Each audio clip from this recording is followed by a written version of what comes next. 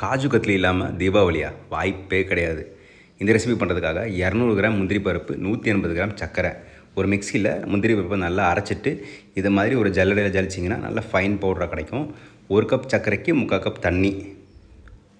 நம்ம sugar syrup ready பண்ணுறதுக்காக, சர்க்கரை பாகு ரெடி பண்ணுறதுக்காக இது வந்து ஒரு கம்பி பதம் வரணும். அதுக்கப்புறம் நம்ம பவுடர் பண்ணி வச்சுருக்கிற முந்திரி பருப்பை போட்டுக்கலாம். முந்திரி பருப்பை போட்டுட்டு நம்ம ஒரு 3லேருந்து 4 நிமிஷம் இல்லை ஒரு 5 நிமிஷம் குக் பண்ணிங்கன்னா முந்திரி பருப்பு நல்லா வெந்துடும். இந்த டைமில் 1 டீஸ்பூன் நெய். இப்போ நல்லா குக் ஆயிடுச்சு. இந்த டைமில் ஒரு ஸ்டீல் ட்ரேயில் 1 டீஸ்பூன் நெய் போட்டு நல்லா க்ரீஸ் பண்ணிக்கலாம். அப்போ தான் ஒட்டாமல் வரும். அதுக்கப்புறம் குக் பண்ணி வச்சுருக்கிற கேஷ்யூ நட் இதை மாதிரி லைட்டாக ரோல் பண்ணிக்கிட்டு நல்லா ஃப்ளாட்டாக நம்ம சப்பாத்தி கட்டையை வச்சு உருட்டிக்கலாம்.